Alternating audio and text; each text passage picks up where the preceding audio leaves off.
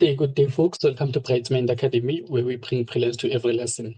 In today's video, I want us to look at the November 2025 question paper. Okay, yes. All right, so 1.1, or rather question 1 says solve for x. Okay, so these are just easy marks that everyone, I want to believe, managed to obtain. So we're going to say x, it is equal to -5, or x, it is equal to 2. Just easy 2 marks. And then here, 5x squared plus 2, blah, blah, blah, correct to 2 decimal quadratic.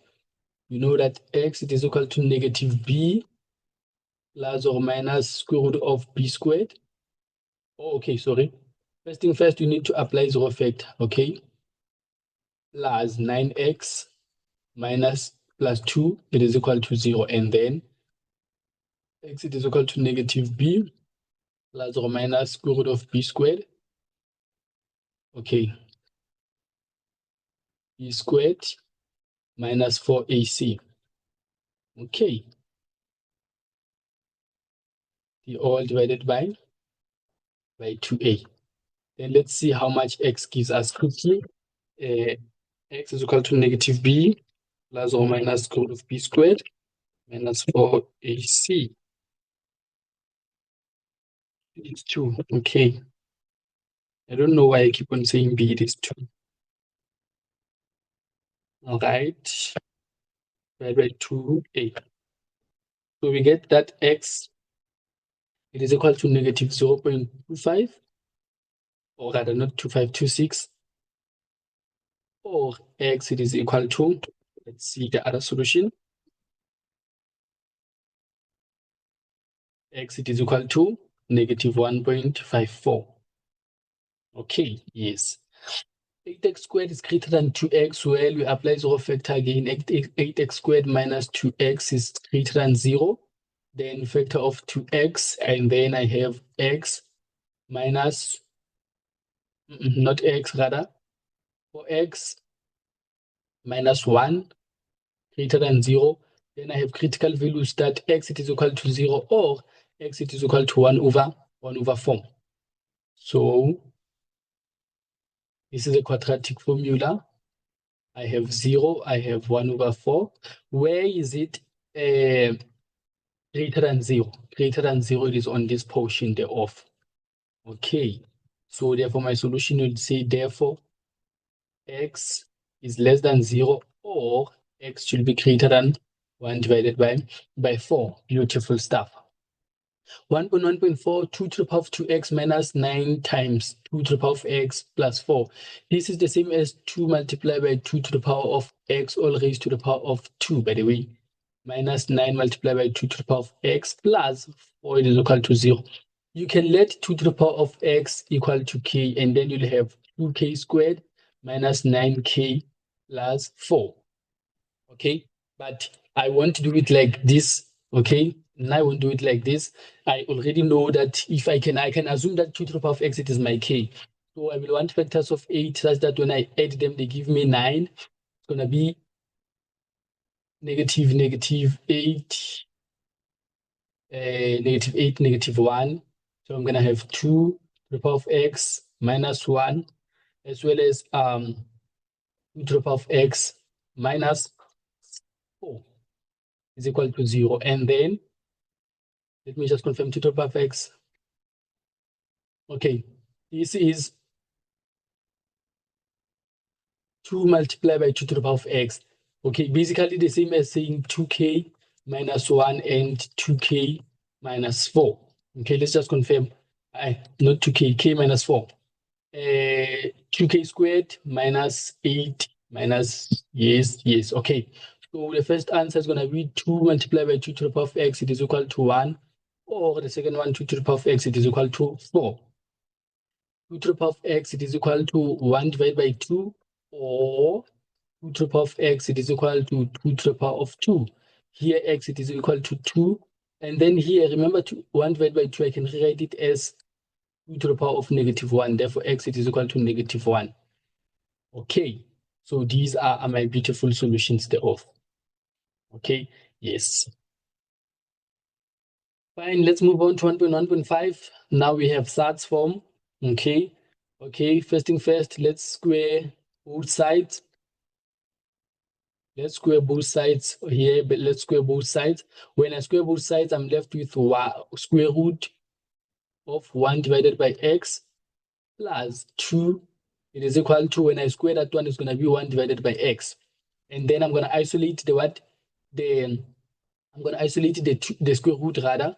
I'm going to have 1 divided by x. It is equal to square root of 1 divided by x equal to 1 divided by x minus 2. And then I square both sides. I square both sides. When I square both sides, I have 1 divided by x minus 2 all squared. And then on this side, I have 1 divided by x. It is equal to 1 divided by x squared minus 1 divided by x multiplied by negative 2 multiplied by that is going to be negative 4 divided by x plus 4. Okay? So I think I'm going to multiply everything by x squared basically here. Okay, I'm going to multiply everything by x squared so that to remove this x squared and this x here. When I multiply by x squared like that, here is going to be x, it is equal to 1 minus 4x plus 4x squared. And then apply 0 factor, 0, it is equal to 4x squared minus 5x when it goes to the other side plus 1. And then factors of 4 such that when I add them, they give me this one. So it's going to be 4 and 1. So I'll have 4x plus 1 and x minus, okay. Let me just confirm, 4x squared minus 4x minus 5x plus 1, yes. This should be equal to 0. And then my solutions are x, it is equal to 1 divided by 4, or x, it is equal to 1. But remember, when you have such form, you need to confirm your answers. Where do you go? You come here, okay? You come to this part. You say, now let me just quickly confirm, okay? Or you can even use this one, basically. Let's use this one, when x, it is equal to 1 divided by 4. So it's going to be square root of 1 divided by 4. It's going to be 4 plus 2 divide, let me see. Okay, I want to confirm something. Okay, when x is equal to negative 4, so 1 divided by 4, it's going to be square root of, square root of 1 divided by 1 divided by 4, which is 0.25 plus 2. So it gives me 4 on the left-hand side, 4, it is equal to, let's check, on the right-hand side, 1 divided by 0.25. It gives me also 4. Okay. Really? Okay. And then let's see, when x is equal to 1, when x is equal to 1, we're going to have 1 divided by 1, which is 1 plus 2, it is 3, and then 1 divided by 1. So this one is going to be 3, it is equal to 1. So this cannot be a solution. So x is equal to 1 is not a what? Not a solution thereof. Okay. Now let's move on to 1.2, the last question. Under question 1, calculate the values of x and y if x is the sum of 2 and y. So x is the sum of 2 and y. And then 5 times the product of x and y. 5 times the product of x and y is 6 more than the square of x. Is 6 more than the what? The square of x squared. Okay. So basically we have this. 5 times the product of x and y is equal to 6 more than the square of x squared. Okay, this is x squared. And then let's say this is my equation 1. This is my equation 2. Let's sub now 1 into 2. Okay, sub 1 into 2 and see what happens. So I'm going to have 5y. Then when I see x, I'm going to substitute with 2 plus y. It is equal to 6 plus 2 plus y squared. Then I'm going to say this is 10y plus 5y squared is equal to 6 plus 4 plus 4y plus y squared. Let me apply 0 factor. 5y squared minus y squared is going to be 4y squared, and then 10y minus 4y is going to be plus 6y, 10 plus 4, so 6 plus 4 is 10. When I take it to the other side, it's going to be minus 10 is equal to 0. And then let me see, 2y squared, I just divided by 2, plus 6y minus 5, it is equal to 0. And then factors of 10 such that when I subtract them, they give me 6. No, okay, I'm lying here. 3y. Factors of 10 such that when I subtract them, they give me, this it should be 5 and 2. So it's going to be 5, positive 5 and negative 2, positive 5 and negative 2, negative 2. So it's going to be y minus 1. So it's going to be 2y squared minus 2y plus 5y minus 5 is equal to 0. And then we get that y it is equal to negative 5 divided by 2, or y it is equal to 1. Therefore, x is going to be equal to how much? You substitute back x on this formula, 2 plus 1. Well, I get this one to be equal to 3. And then negative 5 divided by 2, which is negative 2.5, plus 2, it is negative half. Let's just confirm if the answers that we got are correct now. 5 multiplied by x being negative 0.5, then y being negative 2.5. It gives me 24.5, so it's 6.5 on the left-hand side, 6.25. Let's check the right-hand side, 6 plus 0.5 squared. Well, 6.25, so my answers should be correct in that manner of, okay. So that's that for this question of question 1, okay? Let's move on to question 2. Okay, question 2 says now, 2.1, given the infinite geometric series, 10 to t plus 10, t minus 2, blah, blah, blah, all the way.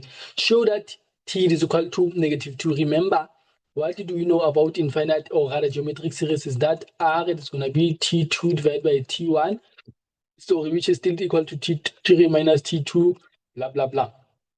So how can I show that? I'm going to say, okay, t2 divided by t1 is going to be equal to t3 divided by t2. So I'm going to say t minus 2 divided by t plus 10, it is equal to t plus 4 divided by t minus 2. And then on a cross multiply, we'll have t minus 2 squared, it is equal to t plus 4, t plus 10. And then this one, it is t squared minus 4t plus 4, it is equal to t squared plus 14t plus 4t.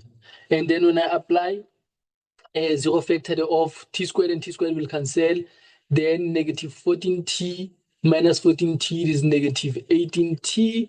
It is equal to 40 minus 4, it is 36. And then t is equal to negative 2. When I get t to be equal to negative 2, let's just confirm if indeed it gives us a geometric pattern, if that's the case, okay? Yes. If this is negative 2, it's going to be 8 here. 8 minus 4, then plus negative 2 plus 2, it is plus 2. Okay, now let's confirm if the value that we get is constant now.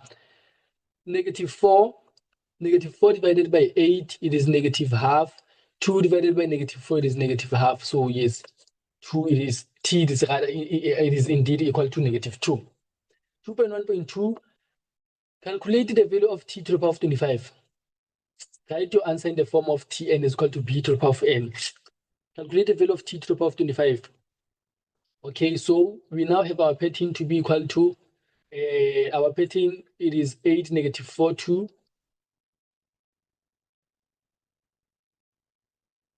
Okay, you can say a plus negative 4 plus 2 so that it does not confuse you, okay? and then plus blah, blah, blah, blah, blah. So our Tn here in this case, our Tn is going to be ARA to power ARn minus 1 again, where now A it is 8, then R we found it to be negative half, n minus 1. Okay, this is my Tn, but they wanted what? T25. So T25 in the form of this one, we'll just say it is 8 to the power of negative 1 half, multiplied by negative 1 half to the power of, when I substitute 25, it's going to just be 24. And then they want it in this form, bx. I'm not sure if I should end here or I should maybe continue and say this is 8 multiplied by negative 2 to the power of negative 1 multiplied by 24, which is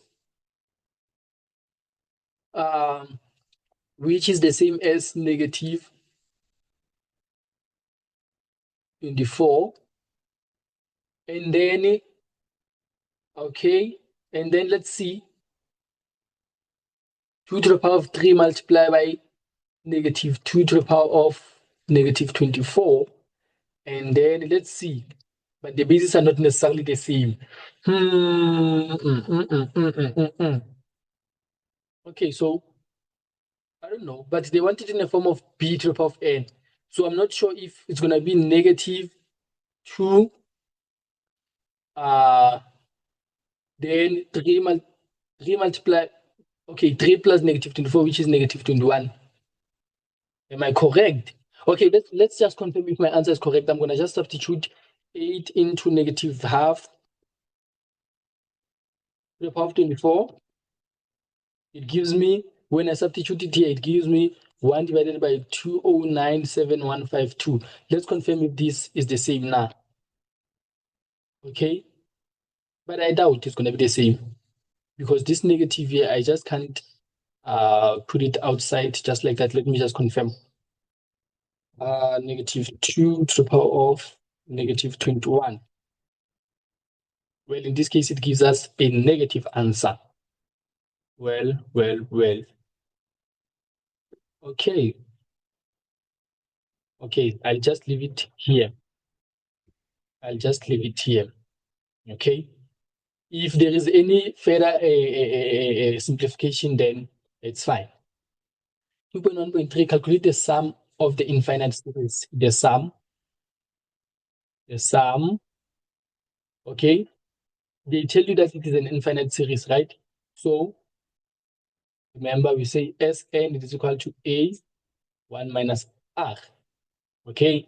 And then what is the value of A? The value of A, we are very exposed to it to be something like 8. 1 minus, what is the value of R? The value of R, it is negative half. And then let's see, 8 divided by 1 plus 0.5. I get something like 16 divided by 3. Okay, beautiful stuff. 2.2, interesting question. It says, given sigma from K to 117. So 117 gives you like the last Tn of the last part, okay? This is the last term, basically, okay? T117, it is your last term. Then this one, Tk, it is your first term. Is your first term. So this is your Tn, okay? And then let's see. Okay, and then you are giving the sum. Okay, this is the sum. You are giving the sum of whatever terms that we have thereof. Write down the difference between T16 and T14. Well, T14 minus T6, sorry. It is equal to, I can substitute 14 into this formula. 4 into 14 minus 1 minus 4 into 6 minus 1. Okay, and then I'll have 4 into 14 minus 1 minus 24 minus 1. I get something like 32. Okay, I get something like 32. And then let's take this upwards here. So calculate the value of k. How can I calculate the value of k? Now, remember when I have sigma, the important things that I need to know, it is Sn, it is equal to how much, but in this case, I'm given to be 26,675. And then I need to know the value of A. The value of A, it is when I substitute whatever this value is here, there. Okay, so the value of the first term is going to be 4k minus 1. And then I'm going to need the what? Okay, the last term, I have the last term. The last term, it is what? It's going to be, I substitute this value here onto P. So it's going to be 4 multiplied by 117 minus 1. So 4 multiplied by 117 minus 1. I get something like 167. And then let me see what I have. N, number of terms. Number of terms. How do you calculate number of terms? Remember, for number of terms, it is top minus bottom plus 1. So what is my top? My top, it is 117 minus bottom plus 1. So N, it is something like 118 minus K. Then we should be fine. We should be fine. Therefore, Sn, using this formula, N divided by 2A plus L, since well I know the last term, okay? And then Sn I'm already given to be something like 26,675. It is equal to N. N, it is how much? N, it is 118 minus K divided by 2. Then A, it is the first term, which is 4K minus 1 plus, what is the first term? The last term, sorry. Okay, even if I do not use a bracket here, I can say just it is 4K minus 1 plus, what is the last term? The last term, it is 467 rather. Okay, and then I can simplify a little bit. I can multiply the 2 to the other side. When I do that, I have 26,675 multiplied by 2, which is 53,350. It is equal to, then I still have that 118 minus K outside. And then inside the bracket, I have 4K minus, this one is going to be 4K plus 466.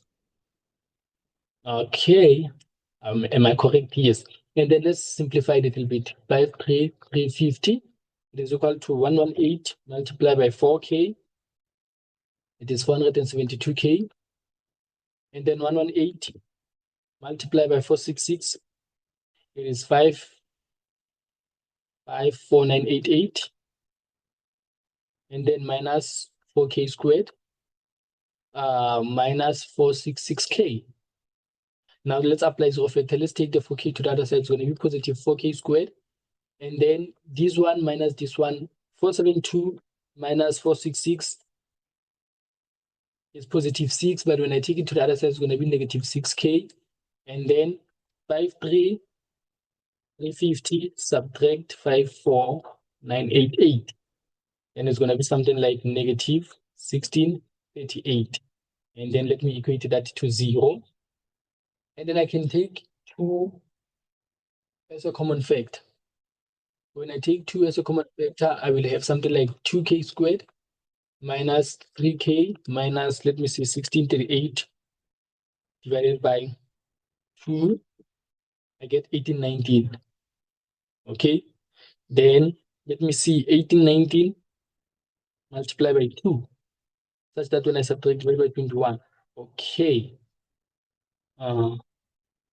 Let's use quadratic here. Let's use quadratic. It's going to be K, it is equal to negative B plus or minus square root of B squared minus 4AC. C, it is 819.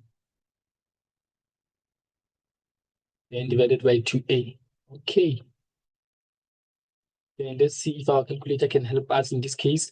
Negative into negative 3 plus square root of 9 minus 4 into 2 into 819, negative 819 rada, and then divided by 2. Oh, rada, no, by another 2. Okay, I get k is equal to 21, or k is equal to negative 19.5. But k cannot be negative, so k is equal to that one. Okay, yes. Okay, we should be fine. We should be fine. So that's that for this question of, okay, what did I do? I think this is it for this question. It wasn't a bad question for question 2. Okay, yes. Okay, let's look at question 2 now. So the question 3, it says the depth of a torpedo below sea level forms a quadratic pattern. Very important. Where 0 meters is at sea level. Oh, okay. A submarine tracked a torpedo in 1 second interval. 1 second interval. So here is whatever the torpedo that they're talking about. Then the depth in meters that the torpedo reached, it is given in the table below. In the first second, in the second second, in the third second. So you can say this is T1 when time it is 1, time it is 2, time it is 3 seconds. And then this gives you your depth in meters, okay? So it means we have something like this. We have 36, 71, 104. And then 71 minus 36, 71 minus 36, this is 35. And then 104 minus 71, it is 33. So I can see the pattern is, it is decreasing by 2. So here it is minus 2. So it should be minus 2 also. So it's going to be 31. And then this is going to be 29. And then 104 plus 31, it is 135. And then 135 plus 29, 135 plus 29, 164. So 3.1, calculate the depth of the torpedo at the end of the first 5 seconds. At the end of the first 5 seconds, T5, it's going to be 164. Okay. That should be fine, like that. Let me just confirm 104 plus 31, and then plus 29. Okay. Then, this was an easy one. Show that the depth of the torpedo at the end of n second was this one. So basically, just to show the Tn, okay? So we already know that this is negative 2. Our constant difference is negative 2, 35, and 36. So it's easy because you just say 2a is equal to negative 2. A is going to be equal to negative 1. And then 3a plus b, it is equal to 35. But you already know what is a. 8 is negative 1. And then b is going to be equal to 35 minus 3 plus 3 rather. It's going to be 38. And then a plus b plus c, it is going to be equal to 36. And then you already know what is a. It is negative 1. B, it is 38. And then c. Then c is going to be equal to 37. 36 minus 37. 36 minus 37, it is negative 1. And therefore, it is like that. You have found that. Okay? You have found that. Beautifully so. And then calculate the maximum length of the torpedo. Calculate the maximum depth. Let me take this here.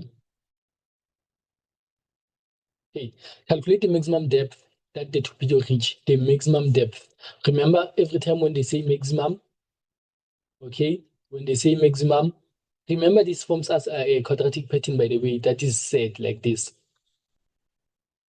Said like this. So here at the maximum, at the maximum, it is basically the what? The turning point. And what do you know at the turning point? You know that the first derivative it is equal to 0, the gradient it is equal to 0. But in this case, it's going to be Tn. It is equal to 0. So calculate the maximum depth. Basically, calculate the turning point. So you're going to say Tn prime, it is equal to 0. And then it's going to be negative 2n plus 38. It is equal to 0.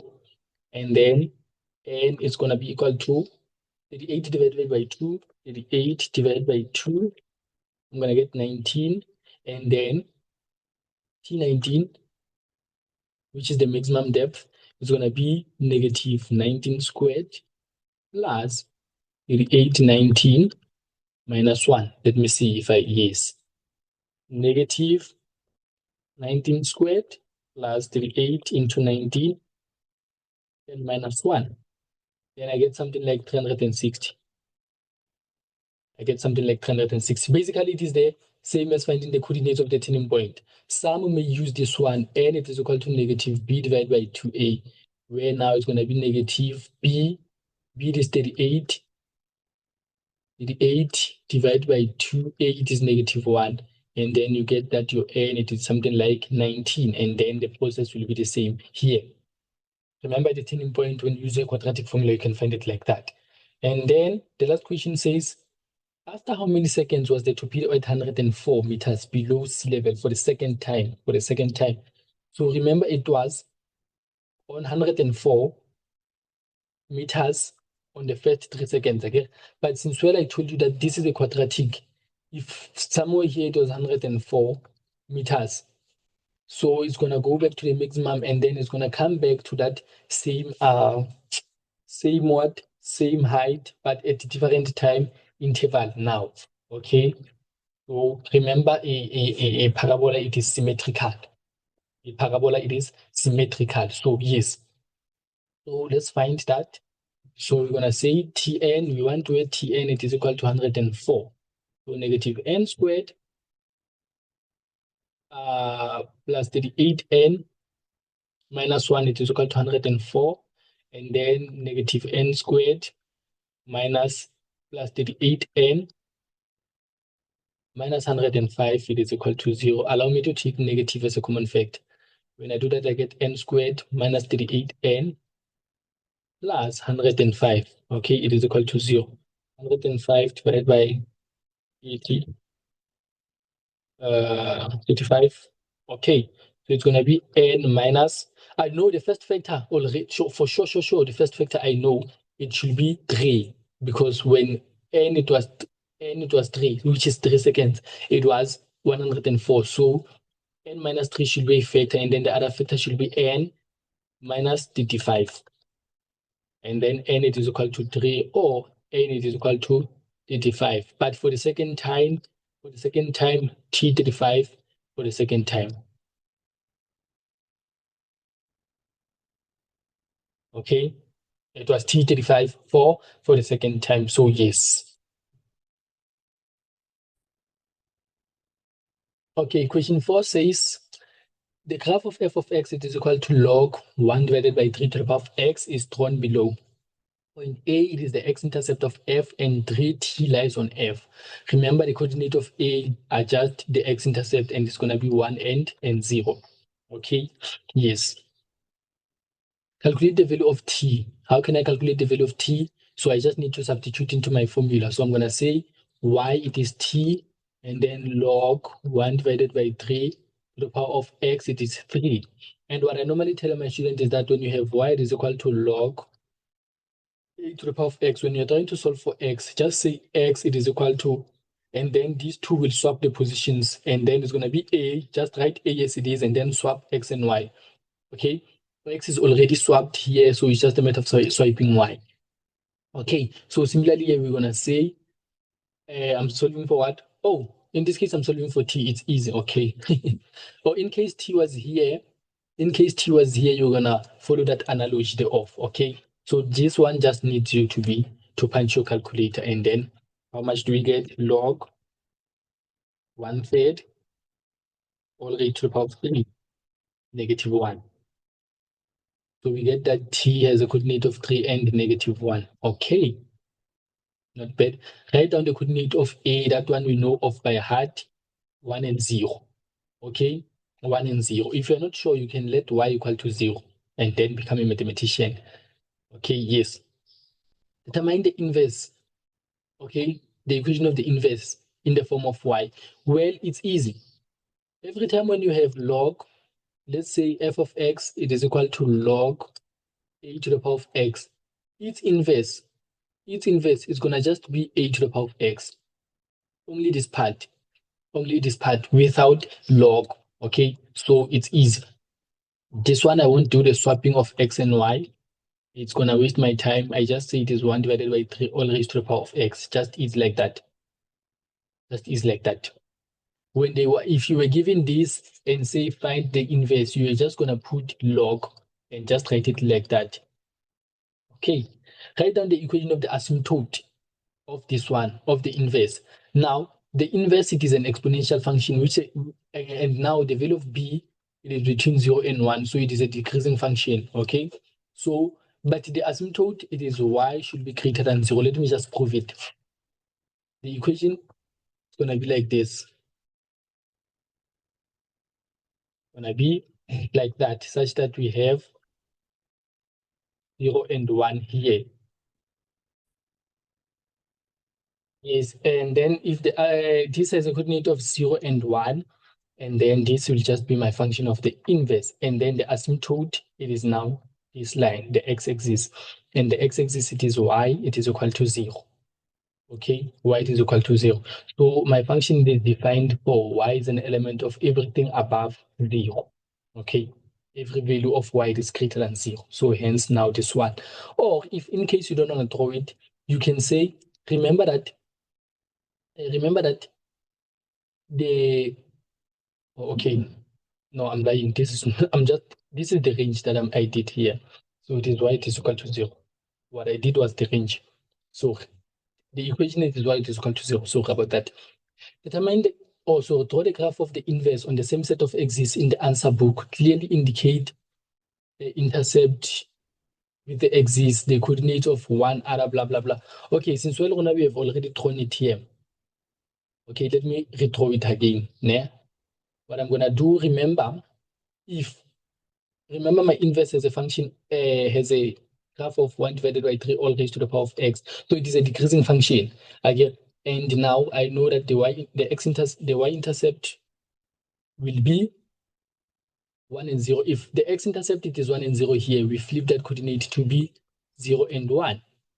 And then the other coordinate again that I might flip it is 3 and -1, but in this case it's going to be -1 and 3. So I can put it here and say it is -1 and 3. Okay, these are easy things, guys, that everyone should be in a position of getting. Okay, and then the last question says, the graph of h is obtained when f minus 1, the inverse is translated 5 units to the right. Okay, so h of x is we get it when the inverse, it is translated x units to the right, so it is x minus 5. Remember, to the right is -5. Determine the y values of h where x is greater than 4. Okay, let's see. Let's see what is the equation of this one. It's going to be 1 divided by 3 to the power of x minus 5. So we want the values of y. Okay, determine the values of h where x is greater than 4. Where x is greater than 4, okay, what I want you to see is if you were to substitute 1 divided by 3 where x is greater than 4, let's say 5 minus 5, it's going to give you 1. And then when you substitute 1 divided by 3 to the power of 6 minus 5, it's going to give you something like 1 divided by 3. And then 1 divided by 3 to the power of 7 minus 5. It's going to be something like 1 divided by 9. So basically, it's everything starting from y is greater than 1. Okay, the values that you're going to get, the values of y that you're going to get are going to be always greater than y, and all the way to infinity. So therefore, the values of y are greater than 1. Or someone might say the values of y start from 1 all the way to infinity. I think you might include that. Okay, you might include 1 because it is also part of the solution. Okay, I'm not so sure, but yeah, I think you can include that. Okay, yes. Okay, let's look at question 5. It says the graph of f of x, it is equal to ax squared plus bx plus c, and g of x, it is equal to that, a hyperbola, okay? And a parabola like that are drawn. P is the turning point of f, okay? And the point of intersection of the asymptotes of g. Oh, okay. So it means now the coordinate of P the turning point is going to have the coordinates of negative PQ. Why negative PQ? The asymptotes of the what? Of the hyperbola. Okay, so if I can get the asymptotes of the hyperbola, then I'm fine because they intersect at this point. And then the graph intersect at D. Okay, M and T are x intercept of F and G respectively. Okay, M and T. Okay, so now let's look at that. By the way, I can already see that the coordinate of this one, remember this one is going to be, if it's negative 3 here, it's going to be positive here. So it means we have x is equal to 3 as an equation of asymptote, and the other one, it is 8. So the coordinate of P are going to be 3 and 8. Then, yeah, determine the domain of G. G, it is which one? G, it is this one, the hyperbola, okay? The domain of G, it is everything, okay? The domain of G, it is x is an element of real numbers, but now x should not touch the asymptote. Why? Can you see that it's from negative infinity all the way to, and then it jumps the 3 and then continues from the all the way to infinity. So someone might write it like this. X is an element from negative infinity. When it reaches 3, it does not touch and then continues from 3 to infinity. Or someone might say x is an element from negative infinity to infinity, but x should not equal to 3. So either of the intervals that, or rather either of the notations you use, they are correct. Write down the range of f. The range of f, the range of f. What is f? F is my parabola. So the range of f, can you see that my function starts from negative infinity all the way to the turning point? Okay, the turning point, it is 8. So it means my function, it is defined from y is an element from negative infinity all the way to 8. 8, it is included, by the way, because it is found in a function. Or someone might say y it is found, the function of parabola is found for values that are less or equal to 8. From 8 going downwards, you find your function. So one might say y should be less or equal to 8. Fine. Okay, and then let me raise this. It says determine the values of x for which g of x is less or equal to g of x. So g of x is less or equal to f of x. So this is below, this is above. So where is g of x below f of x? G of x below f of x. G of x is below f of x here. Can you see? Can you see that in this portion? Yes, because here it is above. Can you see? It is above f, but I want it where it is below. Also here it is above. So what's that portion? So x, it is between my asymptote 3.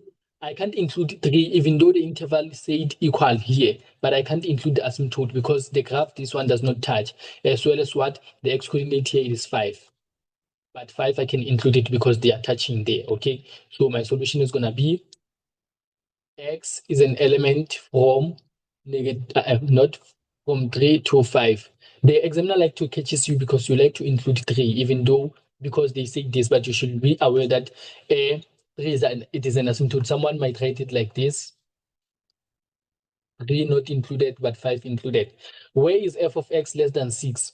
Where is my graph of f of x less than 6? Can you see that when I take my thing here and say at these points, at this point, the value of y, it is 6. Okay, the value of y, it is 6. And then when I go across again, the value of y does not change. It is still 6. Okay, but now the question is, where is it below the value of 6? It is below the value of 6 here. Also here. Okay, so the first solution that I can get, it is that x should be greater than 5. When x is greater than 5, all the way there, I'm getting my what? My function to be greater than 6. Less than 6, sorry. Less than 6. And then also on this side, I need x to be less than whatever this x coordinate it is. But since when this is an axis of symmetry, remember we have an axis of symmetry and it is symmetrical. So the distance from 5 to 3, which is 2 units, And then it should be the same from here to here, which is also 2 units. So from 3 minus 2, again we said 5 minus 2 is 3, 3 minus 2, this should be 1. Then it means now the x should be less than 1. So my interval should be x should be less than 1 or x should be greater than 5. Someone might say from negative infinity to 1, x is an element for, or x is an element of, or x is an element from 5 all the way to infinity. They're going to be below 6. Okay, yes. And then show that the equation of a parabola is given like that. So the equation of a parabola is given like that. What can we do? We already know the turning point, right? We already know the turning point to be 3 and 8. And then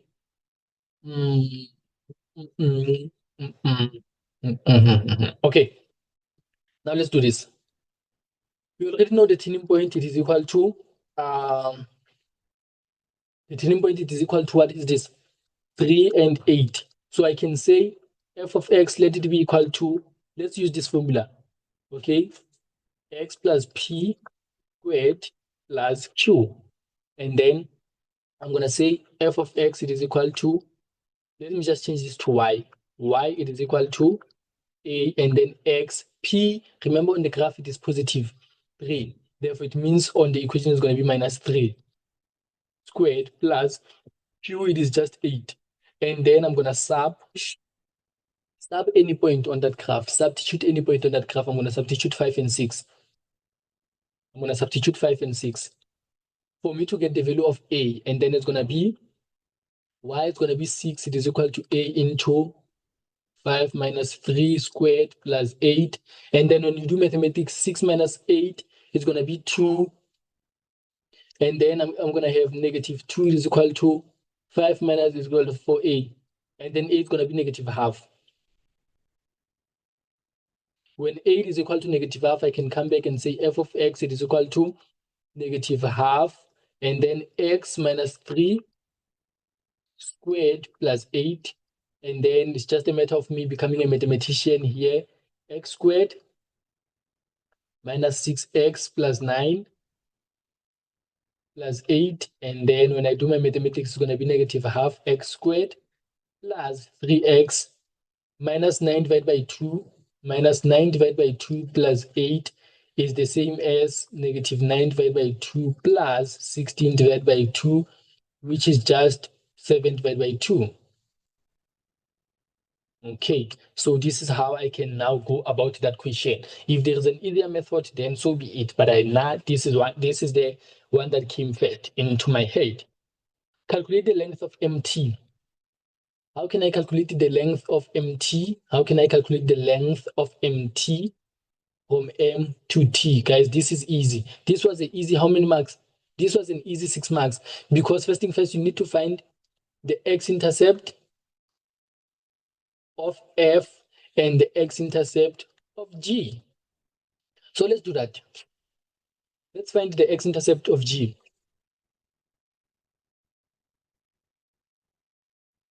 X-intercept of G, we let y equal to 0. So G has an equation of negative 4 into x minus 3 plus 8. So it's going to be 0, it is equal to, that equation, negative 4 x minus 3 plus 8. And then let's try to become mathematicians. It's going to be, when I take negative 8 to the other side, it's going to be like that, negative 4 divided by x minus 3.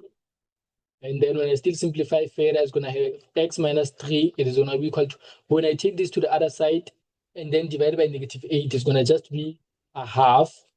And then I will see that x, it is equal to 3 plus half, it is 3.5. 3.5 is the same as 7.2.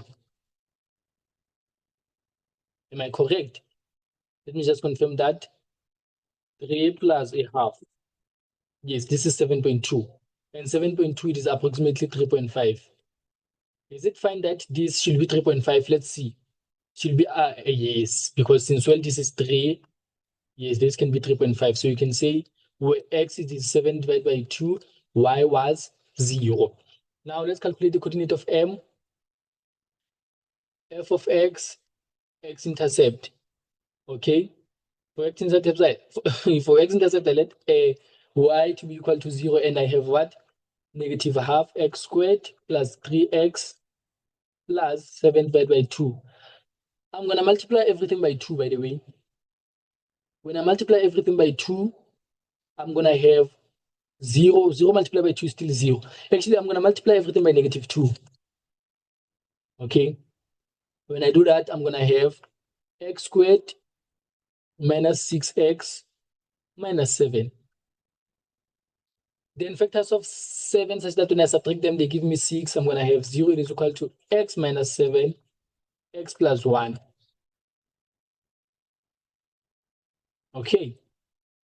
And then x is going to be equal to 7, or x is going to be equal to negative 1. No, no, no, no. Oh, yes. This is negative 1, and that is 7. So let's see. Where is it?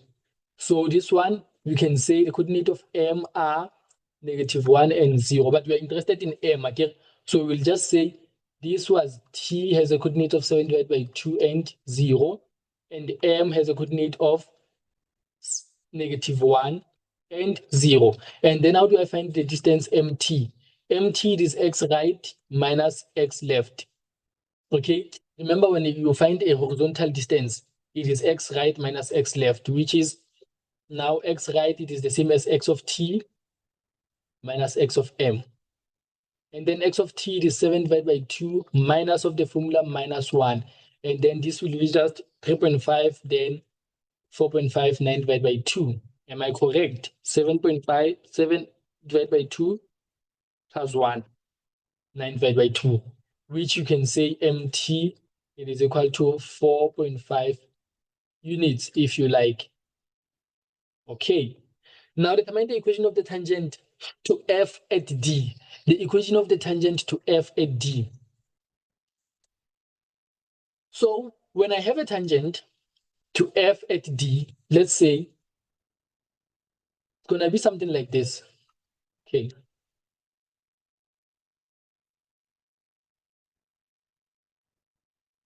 So I know at this point here, what happens? The derivative of the graph at x is equal to 5 is going to be equal to the gradient of the tangent, because I know the specific x coordinate already, and I already know the point. Okay, remember, for me to find the equation of a tangent, okay, for me to find the equation of a tangent, I need 2 points. Gradient of the tangent, I also need any point on the graph. Okay, so I can already find the tangent, gradient of the tangent, because the gradient of the tangent is going to be the derivative of the function at x is equal to 5. So the gradient of the tangent is going to be equal to the derivative when x is equal to 5. So what is the derivative of the function? The derivative of the function is going to be negative x squared, negative x, no, just negative x plus 3. Okay, but when x is equal to 5, it's going to be negative 5 plus 3, which is going to be negative 2. And it makes sense that the gradient, it is negative. Can you see it is slanted backwards like that? It has a negative gradient.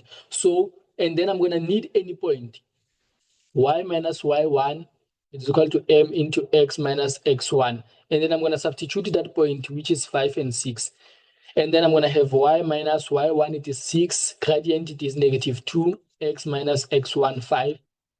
And then I have something like y is equal to negative 2x plus 16. Because this is negative 2x, negative 2 multiplied by negative 5, it is 10. 10 plus 6, it is 16. Okay, this should be fairly beautiful. All right. Now let's look at question 6. It says the graph of g of x is equal to x plus c, and f of x is equal to a divided by x plus p plus q are drawn below. Graph g and the vertical asymptote intersect. Graph g and the vertical asymptote of f intersect at the y-axis. So graph g and the vertical asymptote Okay, graph G and the vertical asymptote intersect here. Okay, so the x-intercept of the this graph of G, the x-intercept of this graph G is going to be the asymptote of this one, the vertical asymptote of this one, which is this one. Okay, and then they say write down the coordinate of write down the coordinate of the x-intercept of G in terms of P. X-intercept of G in terms of P. So remember this coordinate here, x-intercept of P, it is the same as what? Remember, if this is positive P, it means here it's going to be x is equal to negative P. And this is just going to be what? Q. So if I can rewrite that in terms of what is this? P, the x-intercept, because the x is going to be the same throughout here. So I'm going to say the x, it is negative P and 0. This is how I would have said that. Negative P and 0. Now they tell you more information. They say graph G intersects the horizontal asymptote of graph F at x it is equal to 1. Okay, the horizontal asymptote it is this one. So what happens? The horizontal asymptote it is intersected by the graph of G. So the graph of G intersected here at x is equal to 1. So the point of contact it is x it is equal to 1. But the value of q, you should be very important. The value of q is going to be, okay, the value of y here is going to be q because the y here it is the same. Okay, the value of q, so it's the same as that asymptote. So it has the point of contact it is 1 and q. Okay, the point of contact between this one it is 1 and q. And then let's continue. The graph of the graph what? The graph f. Oh, so okay, they say G intersect the horizontal asymptote of graph f at x is equal to 1 and the graph of f at x is equal to 3. So they also intersect here at x is equal to 3 here. This is x when it is equal to 3, like that. So it means, what does it mean? It means at this point, f of 3 it is equal to g of 3. This is the value of the function when x is equal to 3 is equal to the function when x is equal to 3. Okay, and then graph f and g also intersect on the y-axis. Where? On the y-axis. On the y-axis here. So on the y-axis, what do I know? That f it is equal to 0. So f of 0 it is equal to g of c. So these are the information that I have. Okay, first one, second one, and the third one. And they should be very important in terms of helping me. Okay, helping me. Okay, now let's see. How can I determine the equation of f? So the first information that I can use is this one. I can substitute this point here on the graph of G. Okay, substitute this first point on the graph of G. So when I do that here, it's going to be g of x is going to be equal to, g of x is equal to x plus c. So I'm going to substitute the point 1 and q. Where do I take the point 1 and q? They intersect, this graph intersect the horizontal asymptote at q when x is equal to 1. So when x is equal to 1, y is going to be equal to q. So I'm just subbing that. It's going to be q it is equal to 1 plus c. So this is what, nothing I can do about this one. I can just leave it as equation 1. And then I move on to f of 0 is equal to g of 0. F of 0 being equal to g of 0. How can we take care of that? F of 0 is going to be,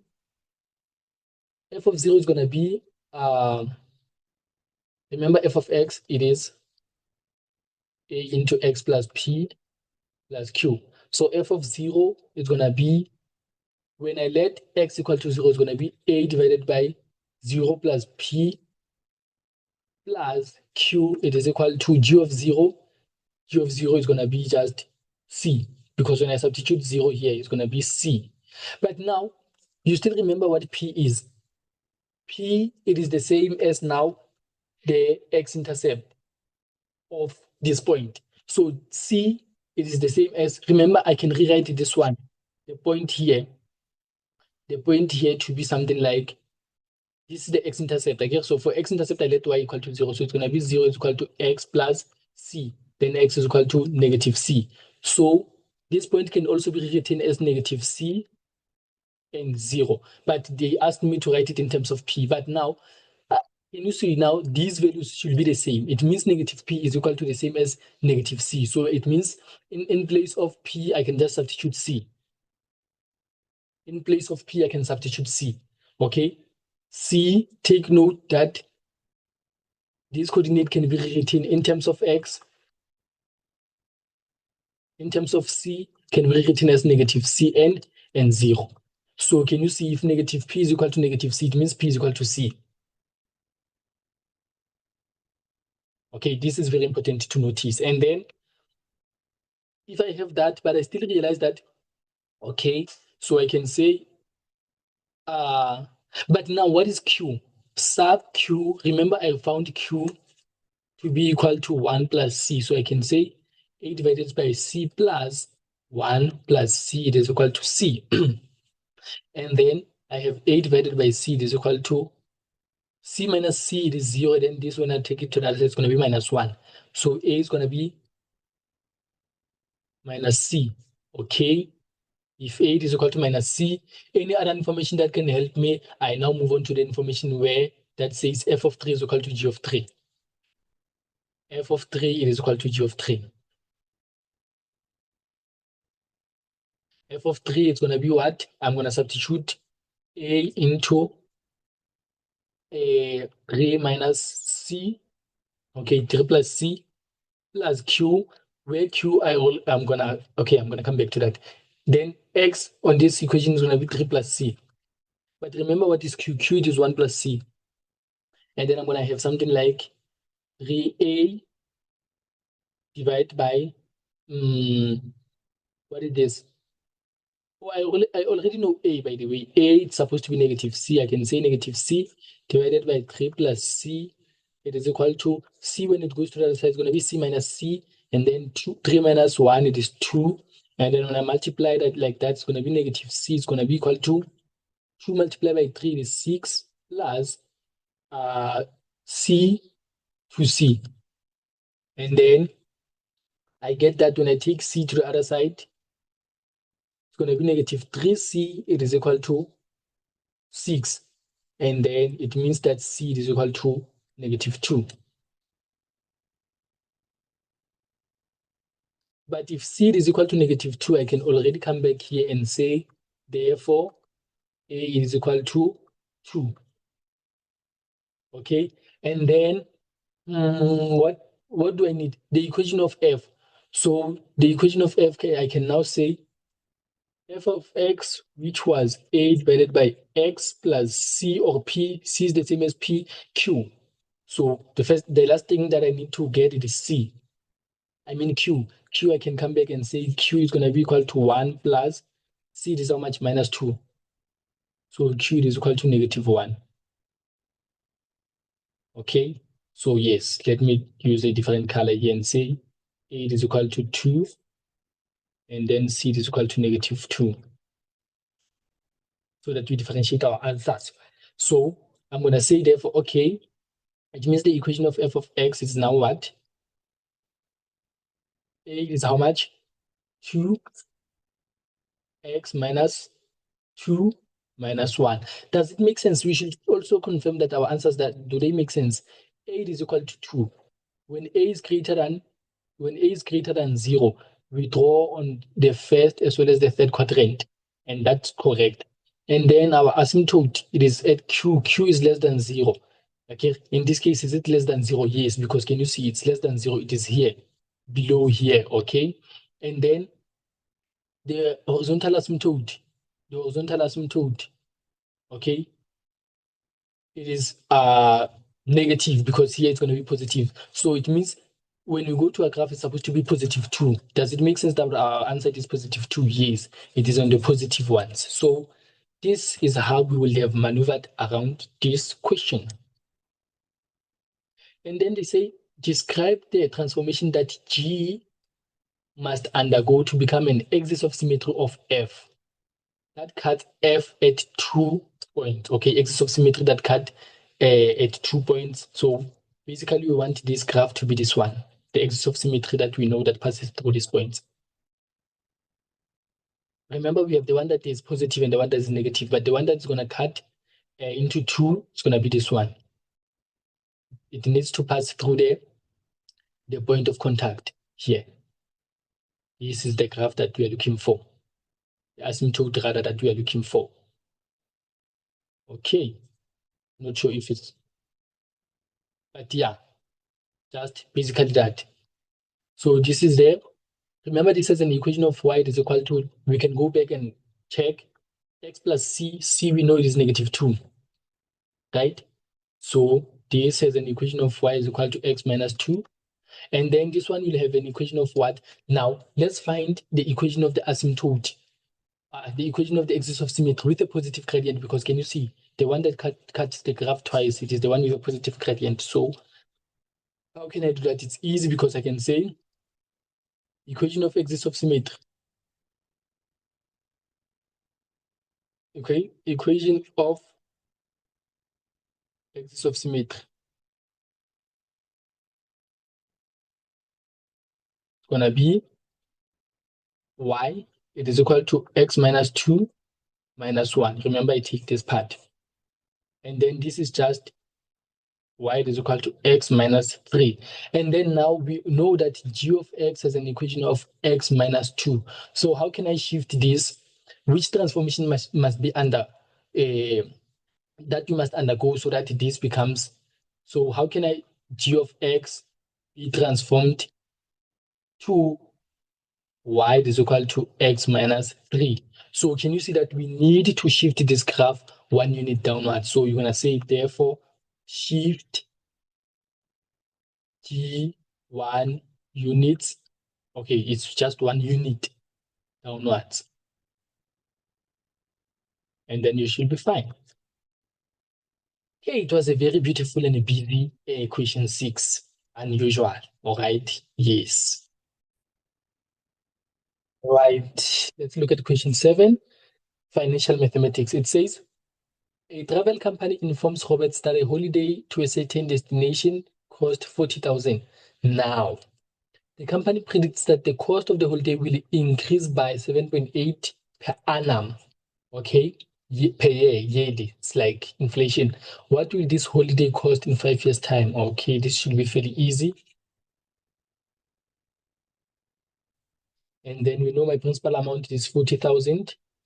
1 plus my interest is going to be 0.078 to the power of 5 years. Why am I not dividing by anything? Because it is per annum, okay? It does not increase every month. That can't happen. Then I have 1 plus 0.078 to the power of 5. Then I have something like, it's going to cost R rands, okay, 58,230,94. This should be what it cost. 7.2. Sarah opened a savings account that paid an interest of this much compounded quarterly. Remember, quarterly, you pay after 3 months. 3 months, you pay. 3 months, you pay. So in 3 months, you pay once. You pay once in 3 months. Okay. And then she deposits 2,300 into the savings account on the 1st of January 2020 and continues to make deposits of 2,300 at the beginning of each quarter thereafter. She made her final deposit on the 1st of October 2025. Calculate the accumulated amount in the account on the 1st of January 2026. Okay. Well, 24 months later. So not 24 months later. So, well, from here, from 1 January 2022, this one, it is just mere 6 years. So n is going to be 6 years multiplied by quarterly, which is 4, which is just 24. Okay, yes. So it's going to be 7.2 is going to be calculate accumulated amount. Future value is going to be x into 1 plus I to the power of n minus 1 divided by I. And then allow me to substitute in here and say I'm going to have x is continuous. It's going to be 2,300. 1 plus the interest thereof is 0.058 divided by 12, or no, divided by 4, it is computed quarterly, to the right power of 24 minus 1 all just divided by I, which is 0.058, divided by 4. Okay, let me see. When you pay for October, November, December, this is your thing. Then on the 1st of January, well, the last payment is made on the 1st of October, okay, to cover for the last 3 months. This should be in 2025. And then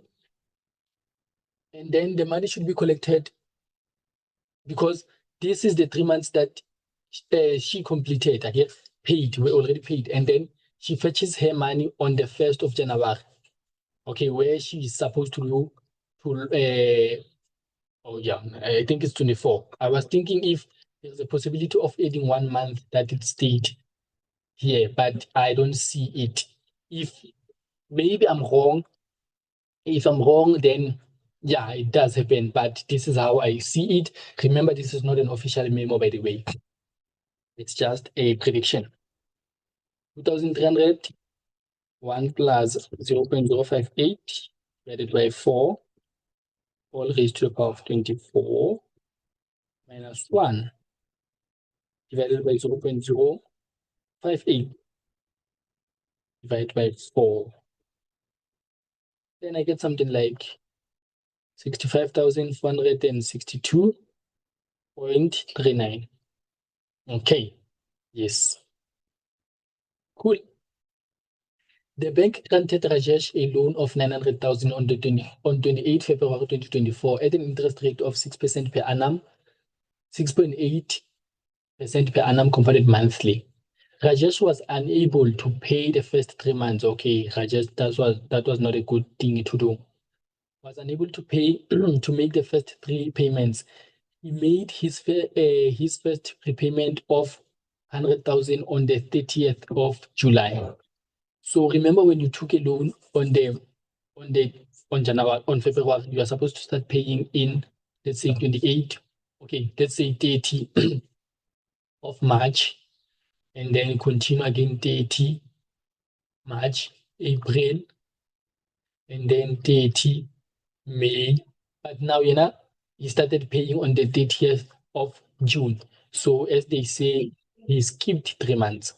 So when you skip 3 months, the bank will now put in an amount on, will put an interest on your amount, basically. So it means your P will now be 100 or 900,000 with some interest for those months, okay, that you missed. So if you meet, okay, this is 0.068 divided by 12 for those months that you missed. How many months did he miss, Rajesh? 3 months. So his present value will now be, it means his loan amount will no longer be 900,000, but rather something like 1,000,000, I think, if it can reach there. 0.068 divided by 12 to the power of 3. Okay, not 1,000,000. I was exaggerating. 91,000 or 915,386.86. So this is now the amount that Rajesh is supposed to pay. And then they say, first payment is made, okay, and then he continues to make monthly repayment of this one at the end of each month thereafter. How long in completed month, okay, will it take Rajesh to repay the loan in completed month? Oh, okay. So I'm going to say, let's use P is equal to X 1 minus 1 plus I to the power of negative N divided by I. And then my present value, I no longer use 900,000. I now use the 1 because now it has accumulated again. And then my X value is the monthly installments, which is 10,000. And then I have 1 minus 1 plus my interest, it is 0.068 divided by 12 to the power of negative N. He continues to make monthly. How long in completed month?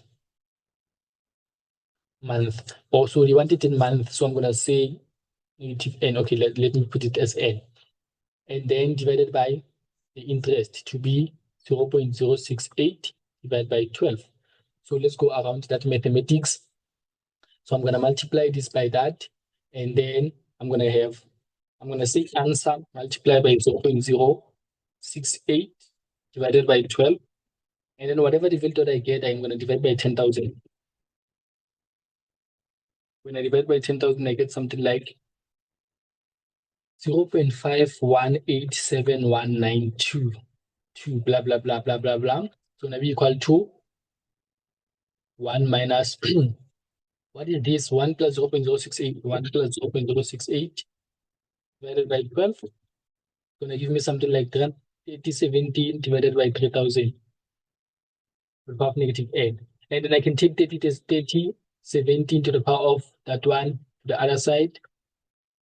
And then 1 minus 0.51871 51871 putting up. It's gonna give me something like 0.4812807 blah blah blah blah blah. And then I'm gonna say negative n is gonna be equal to log of the base and then 0.48182807 blah blah blah blah blah. So I'm gonna say log of 8017 divided by 3,000, all raised to the power of, let me see, to the power of answer. I'm going to say answer. Then I get negative n is going to be negative. I get negative n to be negative 129.419. And then the question says, how long in completed month? How long in completed month? Okay, in completed month, so it's going to be, okay, by the way, I'm going to say, therefore, n is going to be equal to 129.4. I can say for 2, but now in completed month needs to be said, therefore, n is equal to 130 months. Why am I saying 130 months? Because this 129 is going to be composed of 10,000 full payment, but this one is going to be composed of a final amount, which is going to be less than 10,000. Okay, yes. And then how do you find the final amount? Then what I want you to do is, okay, let's go to 7.3.2. Calculate the final payment. So the final payment, you're going to get it like, find the outstanding balance after 129 months. Okay, because after 129 months, there will be this month left. Okay, but this month, 1 month left of this amount. So find outstanding balance after 129 months. So it's going to be, I'm going to use present value. Present value is 10,000. 1 minus 1 plus 0.068 divided by 12. By the way, to find the final payment, it is equal to outstanding balance plus 1 plus I to the power of 1, just like that. So hence I want the outstanding balance at 129 months. So to the power of negative 129, all divided by 0.068 divided by 12. And then my outstanding balance would be something like, let us see, 10,000, sorry. And then 1 minus 1 plus 0.068 divided by 12 to the power of negative 129. Close bracket, and then divided by my interest 0.068 divided by 12. I get an outstanding balance of, no, this is too much. Let me see. It can't be an outstanding balance of this much, but I'm doing.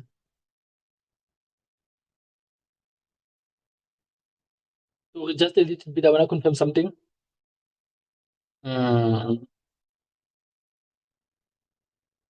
Okay. So when I use this formula, I need to use n as the months that are yet to be paid. So those that are yet to be paid is going to be 0.4190 blah blah blah blah blah blah blah blah blah. Okay.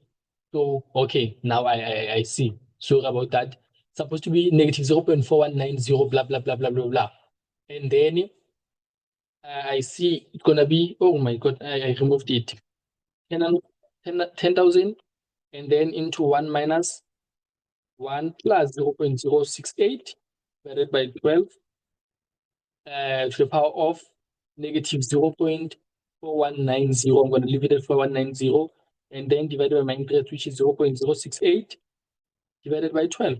And then this should give me something like 4173.23. But now remember, I said for my last payment, okay, last payment, it's going to be outstanding balance plus 1 plus that interest. So my last payment, which is my final payment, is going to be how much? 4173.23, 1 plus 0.068 divided by 12. Let me just say answer multiply by 1 plus 0.068 divided by 12. And then the final payment will be something like 409, okay, 4196.88. So this is your last payment. Okay, so yes, guys, this was just like that. Okay, I hope it wasn't that bad. Hope it wasn't that bad at all. That was our question 7. Let's quickly look at question 8. Determine f prime of x from the first principle, blah, blah, blah. Okay, I don't like doing this question, but it's fine. I'll do it. I feel like first principle is supposed to be everyone's pap and flakes, okay? So I'm going to do it on each separate page. I was given f of x to be something like negative 2x plus 3. By the way, you know that your final answer should be just negative 2. So let's just work on it. So I'm going to say find f of x plus h to be negative 2 into x plus h plus 3. So it's going to be negative 2x minus 2h plus 3.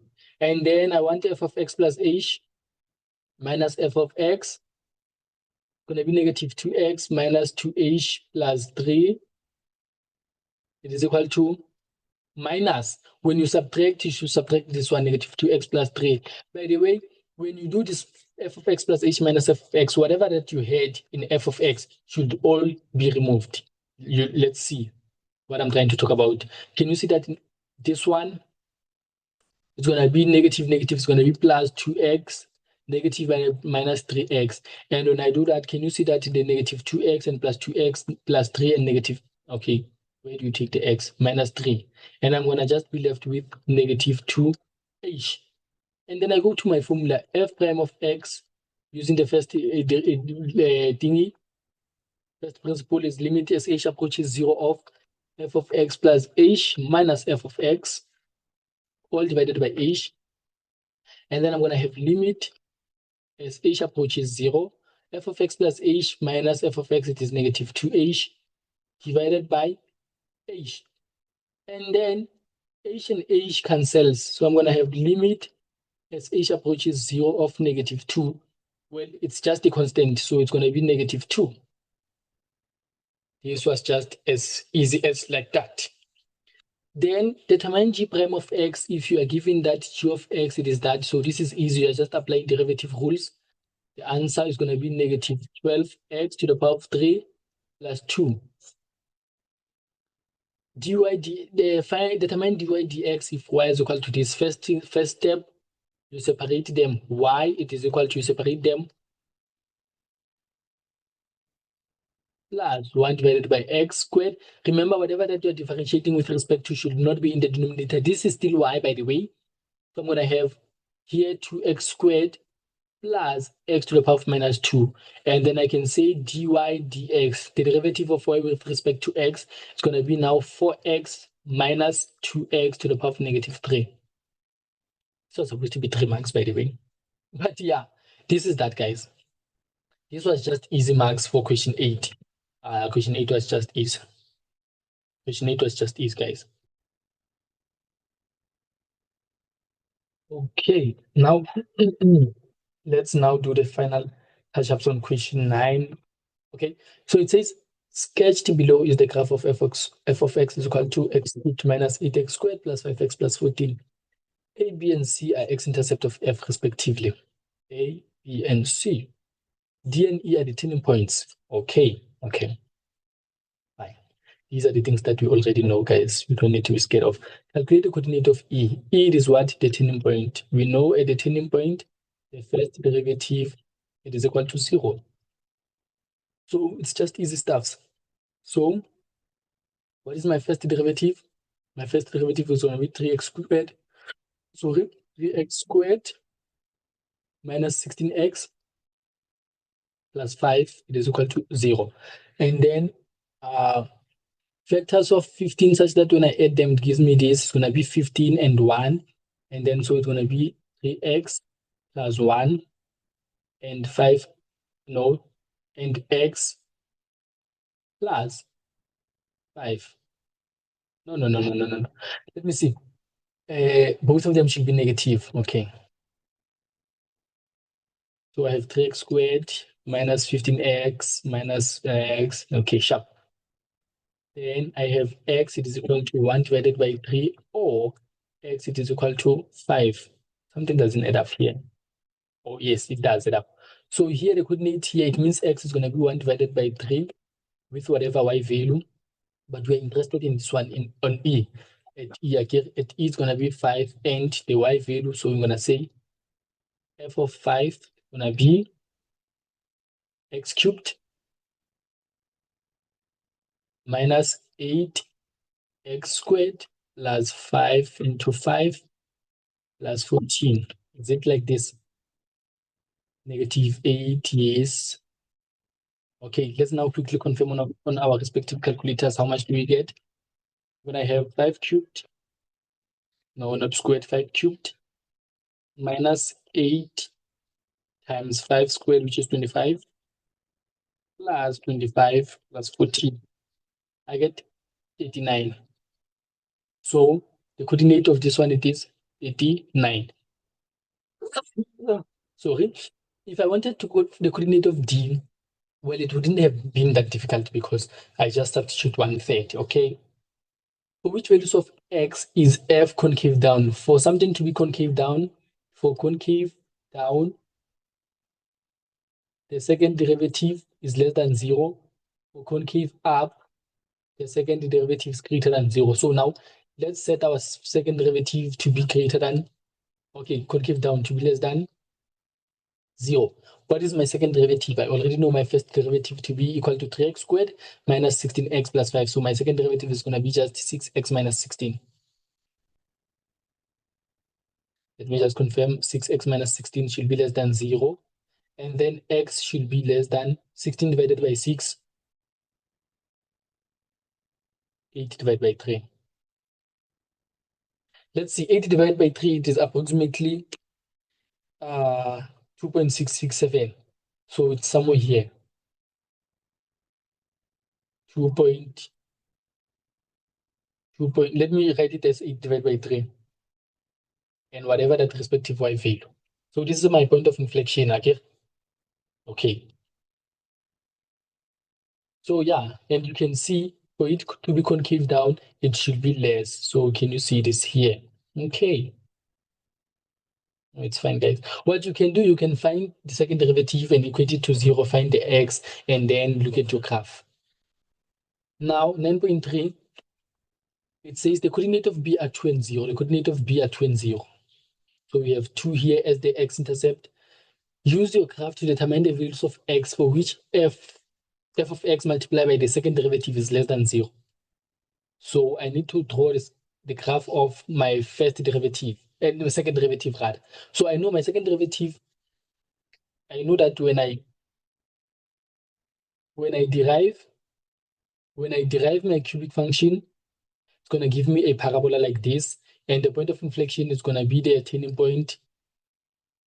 Point of inflection is going to be the turning point, and when I derive the parabola, it's going to be the straight line, and the turning point is going to be my x-intercept. Okay, it's going to be my x-intercept, and then it means now I have something like this. Let me do this. So it means this point of inflection, which is 80 divided by 2, it's going to be my x-intercept, okay? And then I can locate this part and say, okay, let me find if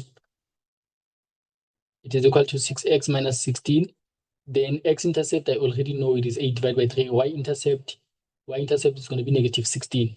Okay, so negative 16. So I'm going to have a graph like this somewhere.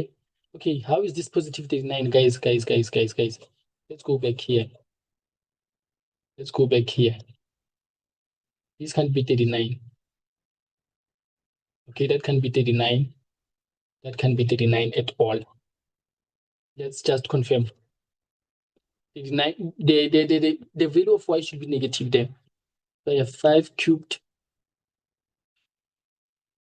and then minus 8 into 5 squared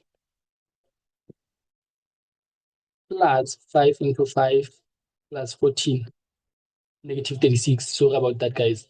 I see. This can't be negative. This can't be at all be negative.